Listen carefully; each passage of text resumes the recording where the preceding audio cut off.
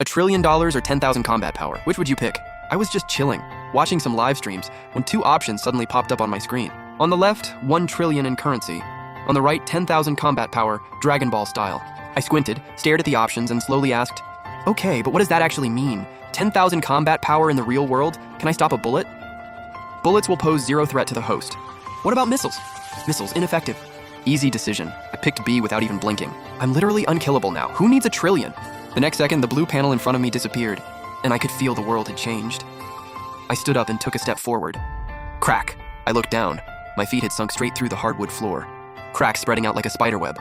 I tried to pull my feet out, put in a little effort, and instantly lost my balance. I panicked and grabbed the desk next to me to steady myself. The solid wood surface left a clear handprint from the pressure.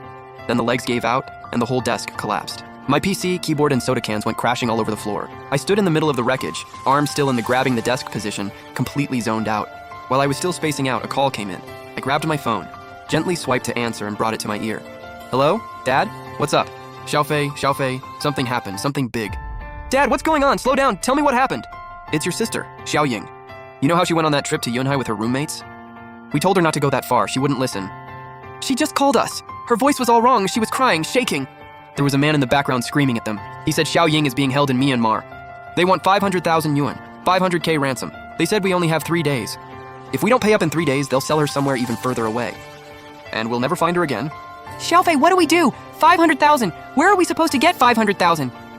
Dad, don't worry about the money, I'll handle it. You and Mom stay home, don't go anywhere. Wait for my word, keep your phone on. If they call again, stall them. But don't set them off. Tell them you're getting the money together and need time. Xiaofei, what are you gonna do? Where are you even gonna get 500k? I've got a plan, trust me, take care of Mom. I hung up, walked out of my room, and bought a ticket to Yunhai City. Since I couldn't control my strength yet, taking transportation was the safer move. 3 hours on the bullet train. Every single minute felt like torture. The train finally pulled into Yunhai Station. I didn't waste a second. I walked out of the station and jumped straight into a cab. Hey, take me near the border crossing. The cab pulled over on a desolate stretch of road. That over there is the border crossing. Past that, there are checkpoints. Tourists generally can't get through. There are a lot of hills around here. See those buildings across the way? Those are villages on the Myanmar side. I paid, pushed the door open, got out, and stood on the roadside with my backpack. A few hundred meters ahead, I could see the border gate and the flag flying above it. Vehicles and people were lined up for inspection. Further out, a ridge of hills cut across the landscape. On the other side of the ridge, the buildings looked totally different. Low, scattered, messy. That's where the Myanmar border ran, snaking right through those hills. I didn't head toward the border gate.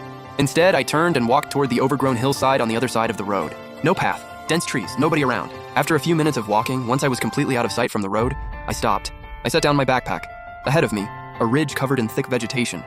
No normal path through this. I didn't run up, just bent my knees slightly. The terrifying power coiled in my legs exploded all at once. Boom!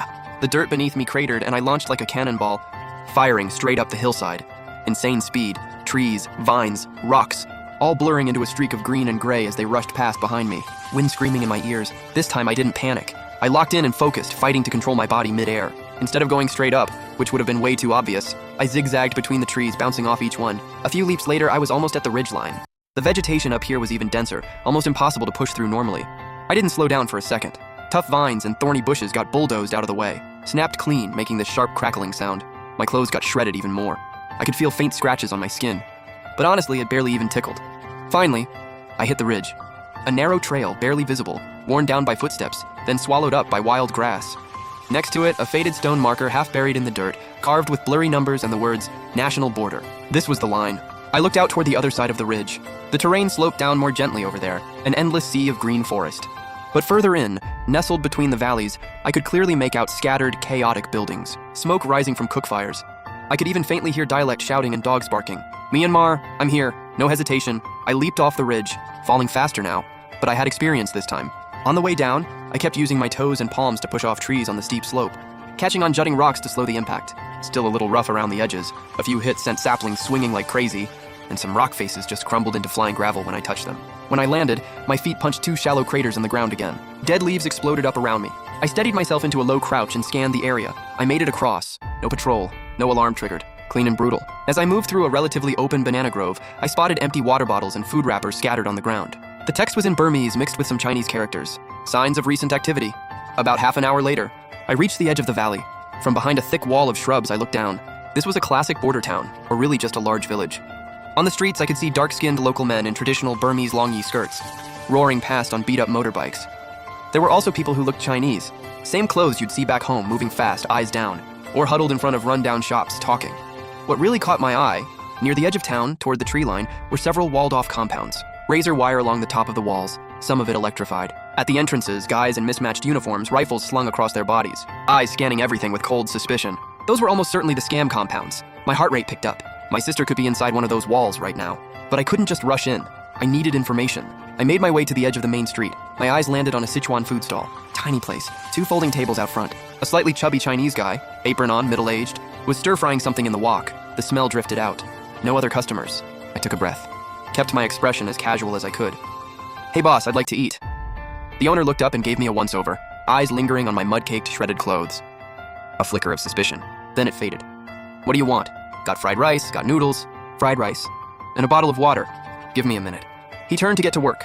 I used the moment to quickly scan the shop and the street outside. Faded landscape posters on the walls from back home, a yellowed calendar, a TV on in the corner, playing some fuzzy Burmese show. The fried rice came out fast, nothing special to look at, greasy as hell. I picked up the disposable chopsticks. Good control this time, didn't snap them. "You just get here, bro. Haven't seen your face around." "Yeah, family situation. Came out here looking for work." He took a drag of his cigarette, looked me over, didn't push further. Just said plainly, "There's work here, sure, but it ain't easy to get out. Looking at you didn't set anything up beforehand, did you?" "Boss, I'm desperate, man. I got nowhere left to turn." "My sister. She got brought over here by people from this side. Word is she's in one of those compounds." "I just need to find out what's around here, which compounds, how it all works."